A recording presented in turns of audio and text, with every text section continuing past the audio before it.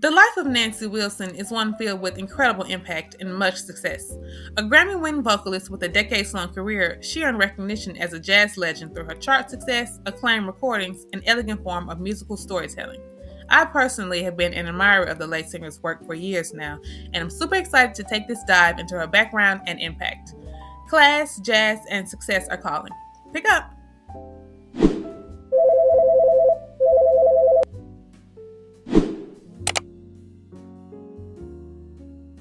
Nancy Wilson was born to Lillian and Olden Wilson on February 20, 1937, in Chillicothe, Ohio. When she was 4, her parents divorced and both she and her brother moved to her grandmother's house. There, she was surrounded by music, with her 2 aunts playing the organ and piano. Not long after, her father remarried and moved the family to Columbus. Nancy recalls her stepmother, Bertha, also being a lover of music, singing in church and playing the piano. Nancy followed suit, singing in church quartets and church choirs in her early teens. Nancy's first introduction to the entertainment industry came when she won a talent contest hosted by a local television station. Upon winning, Wilson was awarded a 13-week television show entitled Skyline Melodies. Her show found success, putting her in demand with local cafes and nightclubs. Thus, 15-year-old Wilson was extremely busy, keeping up with her television show, schooling, and nightclub appearances. Once she graduated high school, Wilson enrolled in Ohio Central State College. She worked as a singer infrequently, mainly doing clerical jobs to meet ends meet. Ultimately, Wilson dropped out after only 6 months, her longing for entertainment too strong to ignore. Wilson is quoted as saying, "Really, I knew exactly what I wanted to do, and the courses I was taking would not help me. If I was ever going to be a singer, I would just have to stop stalling around and get out there and try." Consequently, she auditioned and began traveling with saxophonist Rusty Bryant's band for over 2 years, training her voice and getting experience. It was on a trip to New York with Rusty that she met Cannonball Adderley on the corner of 52nd and Broadway, a friend of Rusty's and a rising jazz star. He worked steadily in New York and was on the way to becoming a key member of Miles Davis's sextet. Not long after this meeting, Adderley saw Wilson again in Columbus while she and Rusty were working a club called Marty's 502. Impressed with her talent, Adderley convinced Wilson to move to New York to further her career. Once 21, she made the move out east and instantly found that New York was harder than Columbus. Despite support from other jazz artists she met either through her show or working on the road, she only received work in various nightclub positions offered by friends. She began working as a secretary at the New York Institute of Technology. Wilson recalled, "The people at the New York Institute of Technology were wonderful. They let me take long lunch hours to make auditions, and they gave me time off whenever necessary. And they were so encouraging. I stayed with them for a long time after I went to work in the nightclub." Eventually, Wilson did get a steady break at a club called the Blue Morocco. Wilson had visited the club before, where Irene Reed was a guest vocalist. But when Reed broke her ankle, they called in Wilson to replace her. Wilson worked for the club at night while working as a secretary throughout the weekdays. This not only gave Wilson work, but a chance to showcase her talents for Adderley and his manager, John Levy. Levy was wowed by Wilson's talents and signed her on as a client, a relationship they would maintain for the rest of her career. Levy was able to get Wilson signed to Capitol Records. She released an album entitled Something Wonderful, which included her first hit record, Guess Who I Saw Today, along with other notable singles like Sometimes I'm Happy in 1960, widening her audience. With Wilson and Adderley now being both label mates and clients of Levy, they also began recording a joint album. The album was released in 1962, and while it did not reach much critical success, it was a major boost to both of their presences in the jazz community, heightening Wilson's status internationally. Moreover, the album certified Wilson as a jazz singer, to her disapproval. She felt she was a song stylist, but not yet able to call herself a jazz singer. In terms of great jazz singers, Wilson is quoted stating, "Ella and Sarah Vaughan had pipes that, pleased God, but they all went in a different way. They would go with the music. They knew more about music than I did. I don't know squat about music. I don't know anything about it. I don't read it. I can't play it. I just have ears. They were more musicians. And Carmen was a musician, Sarah. They were jazz singers to me. Then, as I say, I sang a lot of pop things, but it took a long time before the jazz singer happened. I was still working in supper clubs for many, many years after that." Wilson thought of herself to be more aligned with pop than jazz, which in those days makes sense. At the time she emerged, jazz carried a reputation for being serious, intellectual, and rooted in improvisation, often associated with artists like Ella Fitzgerald and Sarah Vaughan, who were celebrated for their technical mastery and spontaneity. By contrast, Wilson saw herself as a song stylist, prioritizing emotional control and storytelling over vocal acrobatics, which aligned more closely with pop sensibilities and allowed her to reach a broader audience. Even while collaborating with jazz figures such as Cannonball Adderley, she maintained a polished, accessible approach that set her apart, blending sophistication with a more direct, interpretive style that didn't confine her to the expectations of traditional jazz. In that sense, even when her music featured slower tempos or jazz-leaning arrangements like saxophones, those elements alone didn't make it strictly jazz, as the core of her style remained structured and vocal-focused, rather than driven by improvisation, placing her work in a space that was jazz-influenced, but ultimately closer to pop in its delivery. While not exactly like her counterparts, Wilson had a wonderful stage presence that felt less like a traditional jazz performer and more like a refined storyteller.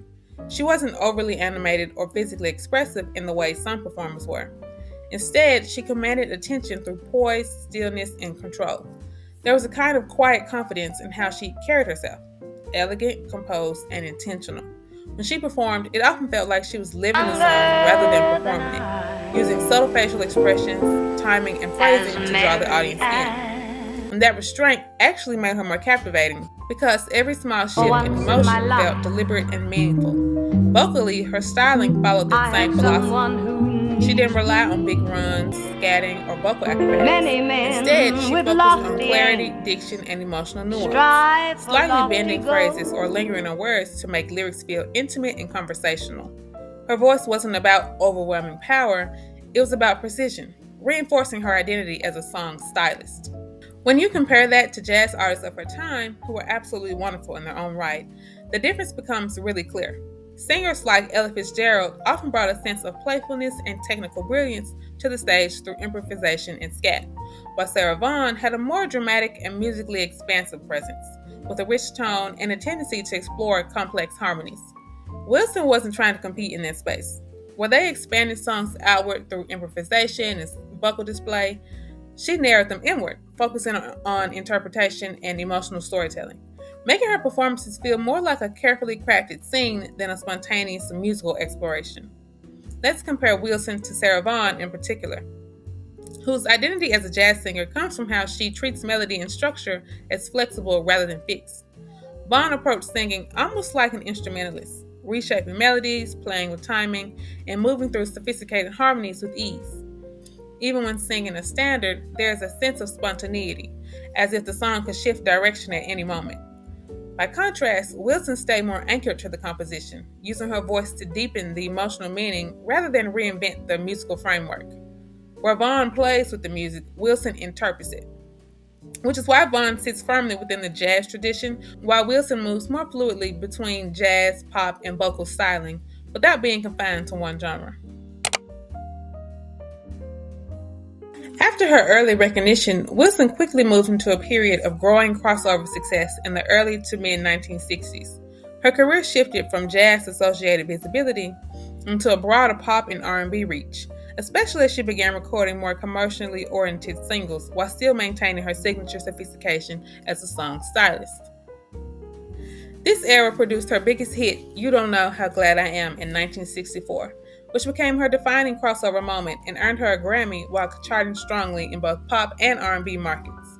Alongside that success, she recorded other notable songs such as You Can Have 'Em in 1962, Tell Me the Truth in 1963, and her rendition of What's New in 1964, all of which reinforced her ability to interpret material with emotional clarity and elegance.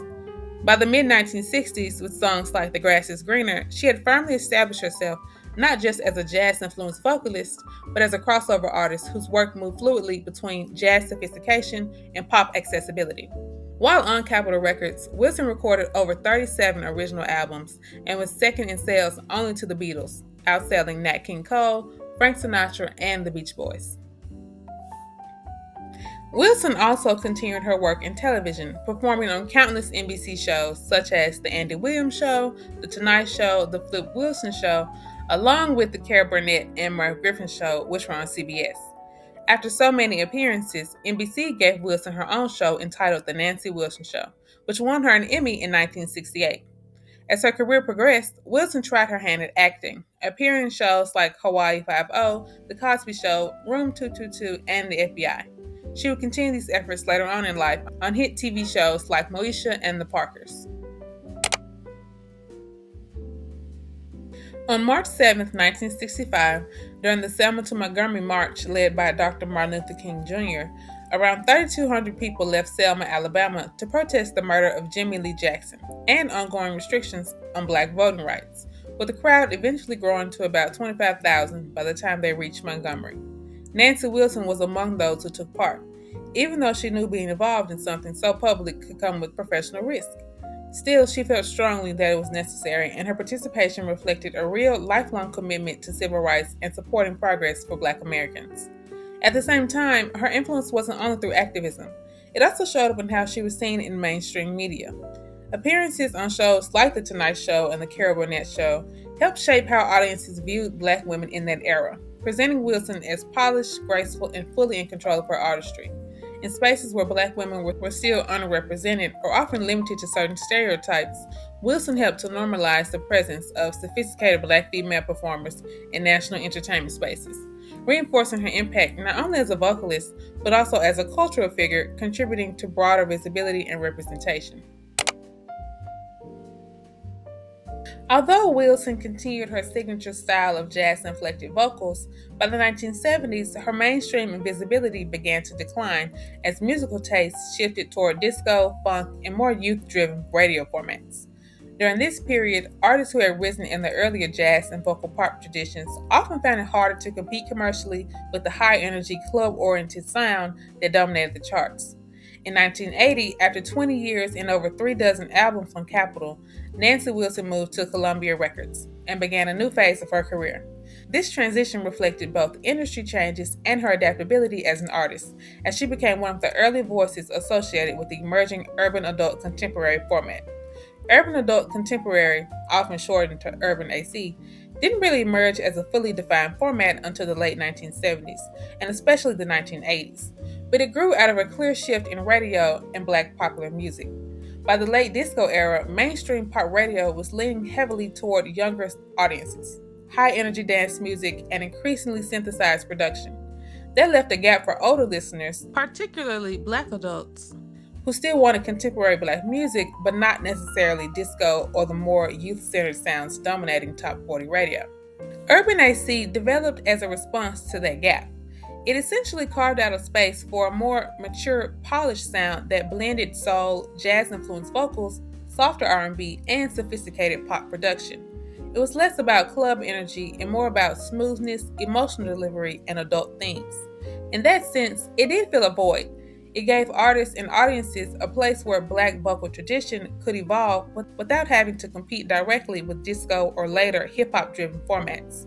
Alongside Nancy Wilson, early and later Urban AC adjacent artists included singers like Anita Baker, who became one of the defining voices of the genre in the 1980s with her smooth, jazz-inflected R&B style, and Luther Vandross, whose lush arrangements and emotional ballads helped shape the sound of adult-oriented R&B radio. You can also trace its roots back to artists like Roberta Flack and Al Jarreau, who already blurred the lines between jazz, soul, and pop in ways that fit perfectly into what Urban AC will become. What made the format important is that it wasn't just about a style, it was a radio identity.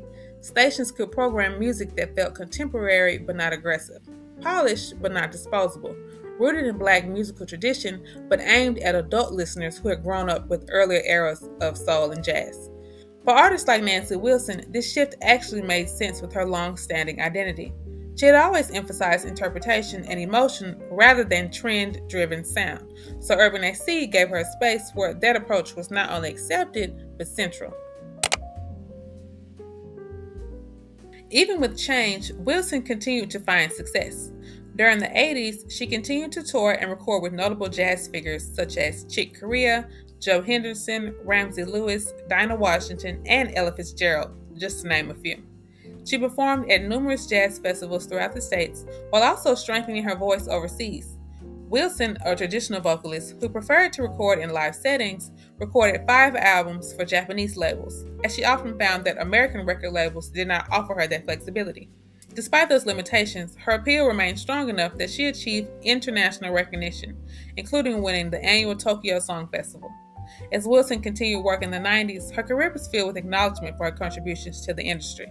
In the late 1990s, Nancy Wilson began collaborating with MCG Jazz, the youth education program of the Manchester Craftsman Guild, a nonprofit arts and learning organization based in Pittsburgh, Pennsylvania. Through this partnership, she continued to record and explore more intimate, curated material, resulting in acclaimed later projects. Her albums RSVP, Rare Songs Very Personal, in 2005 and Turn to Blue in 2007, both created with MCG Jazz, went on to win the Grammy Award for Best Jazz Vocal Album, further affirming her lasting influence and artistry in vocal jazz. She also hosted NPR's Jazz Profiles from 1996 to 2005, a series following jazz legends through commentary and interviews. By this time, Wilson had recorded over 60 albums. She was a certified jazz legend and honored on a multitude of occasions. Much too many to mention, but let's go through a few. She was named Global Entertainer of the Year by the World Conference of Mayors in 1986 and received a star on the Hollywood Walk of Fame in 1990. In recognition of her contributions to music and civil rights, she was honored by the Martin Luther King Jr. Center for Nonviolent Social Change in 1993 and received the Trumpet Award for Outstanding Achievement in 1994. She was later inducted into the NAACP Image Award Hall of Fame in 1998 and the Big Band and Jazz Hall of Fame in 1999. In 2004, she was awarded the National Endowment for the Arts Jazz Masters Fellowship, one of the highest honors given to jazz musicians in the United States, followed by additional recognition from the NAACP and UNCF in 2005, including a Lifetime Achievement Award. 2005 proved to be a great year for Wilson, with her being honored at Oprah's Legend Ball, along with an induction into the International Civil Rights Walk of Fame at the Martin Luther King Jr. National Historic Site, honoring her civil rights efforts. Oh my gosh, Ms. Wilson. Wilson also received honorary degrees from Berklee College of Music and Central State University, further acknowledging her artistic legacy and enduring influence in American music. As the 2010s came to a close, Wilson, now in her late 60s, began to have health troubles that gradually affected her ability to perform.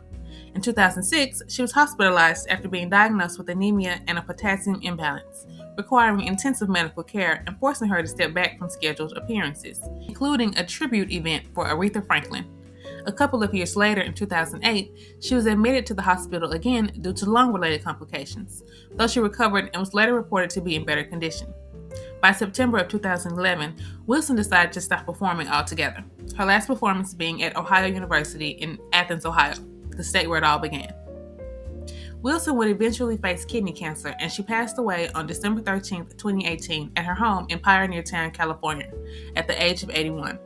Wilson's impact continues to be evident in Black artists who prioritize interpretation, control, and emotional storytelling over vocal excess. Her legacy carries even further into contemporary R&B and soul through artists like Lalah Hathaway, whose smooth, jazz-influenced control closely mirrors Wilson's balance of precision and emotional depth, and Ledisi, who blends classic vocal styling with modern sensibilities while maintaining a strong sense of interpretation. You can also see traces of Wilson's influence in artists like her, particularly in more stripped-down performances where restraint and tone take precedence over vocal display. What connects all of these artists is a shared understanding that the voice is not just an instrument for sound, but a tool for storytelling, something Wilson mastered early on. Her influence isn't always loud or immediately obvious, but it lives in the quiet choices, the pause before a lyric, the slight bend of a note, the decision to hold back rather than do more, all of which continue to shape how Black vocalists approach emotional expression today. Alright, well that's all for today's video. I love Nancy Wilson. I think she was a great example of class and a wonderful singer. I hope you all learned something new and enjoyed it. If you ever got the chance to see Miss Wilson live, please share your experience down below. I'd also like to know if you're familiar with Wilson's work, which other artists you think reflect her influence today. Thanks so much for watching, and I'll see you next time. Bye!